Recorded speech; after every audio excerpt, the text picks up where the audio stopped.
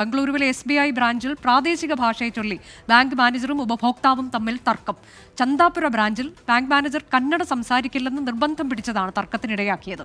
സംഭവത്തിൽ ബാങ്കിനെതിരെ കന്നഡ സംരക്ഷണ സംഘടനകൾ പ്രതിഷേധം ശക്തമാക്കി.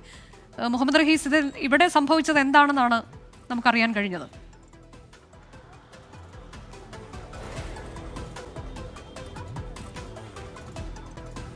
അനുജ, ഇന്നലെ രാത്രിയോടുകൂടി ഇത്തരത്തിലൊരു വീഡിയോ സമൂഹ മാധ്യമങ്ങളിൽ പ്രചരിച്ചതോടെയാണ് ഇങ്ങനെ ഒരു സംഭവം പുറത്താകുന്നത്. ഈ ഭാഷാ പോര് പലയിടങ്ങളിലും, അത് ചെറിയ സ്ഥാപനങ്ങൾ തൊട്ടങ്ങോട്ട് മുകളിൽ ഈ സംസ്ഥാനവും കേന്ദ്രവും തമ്മിലൊക്കെ ഇങ്ങനെ ഭാഷാപോര് രൂക്ഷമാകുന്നതിനിടയിലാണ് ഇത്തരത്തിലൊരു ഭാഷാ പ്രശ്നം ബംഗളൂരുവിൽ ഉണ്ടാകുന്നത്. അത് SBIയുടെ ചന്താപുര ബ്രാഞ്ച്, അവിടെയാണ് ഇത്തരത്തിൽ മാനേജറും ഒരു ഉപഭോക്താവും തമ്മിൽ പ്രശ്നമുണ്ടാകുന്നത്. അതായത് ഈ ഒരു യുവാവ്, അദ്ദേഹം ഈ ബാങ്കിലേക്ക് കയറി വന്ന് കന്നഡയിലാണ് സംസാരിച്ചു കൊണ്ടിരുന്നത്. അവിടെ ഉണ്ടായിരുന്ന ആർക്കും കന്നഡ വ്യക്തമായി മനസ്സിലായിരുന്നില്ല. അങ്ങനെ ആദ്യം കന്നഡയിൽ സംസാരിക്കണമെന്ന് ഇയാൾ നിരവധി തവണ ആവശ്യപ്പെട്ടു. അങ്ങനെ ഒരു ജീവനക്കാരിയാണ് മാനേജറോട് സംസാരിക്കാൻ ഇയാളോട് ആവശ്യപ്പെടുന്നത്.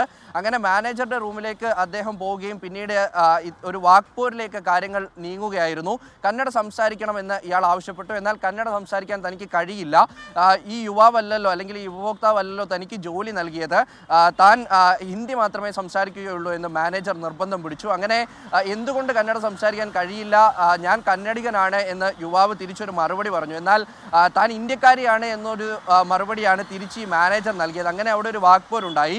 പക്ഷേ ഇതിലൊരു വസ്തുത എന്തെന്നാൽ RBIയുടെ കൃത്യമായിട്ടുള്ള ഒരു ഗൈഡ് ലൈൻ ഉണ്ട്. അതിൽ 3 ഭാഷകൾ ഉറപ്പായും ബാങ്കിൽ എത്തുന്നവർ ആവശ്യപ്പെട്ടാൽ ഈ 3 ഭാഷകളിൽ ഏതെങ്കിലും ഒന്ന് സംസാരിക്കണം. അതൊന്ന് സ്വാഭാവികമായും ഇംഗ്ലീഷാണ്, രണ്ടാമത് ഹിന്ദിയാണ്, മറ്റൊന്ന് പ്രാദേശിക ഭാഷയാണ്. ആ സംസ്ഥാനത്തിൻ്റെ ഏത് ഭാഷയാണോ ആ ഭാഷ സംസാരിക്കണമെന്നൊരു ഗൈഡ് ലൈൻ ഉണ്ട്. അപ്പോൾ ആ ഗൈഡ് ലൈൻ അനുസരിച്ച് ഇയാൾ തിരിച്ച് നിയമം പറഞ്ഞതോടുകൂടി എന്തായാലും മാനേജർ അവിടെ നിന്ന് മാറുകയായിരുന്നു.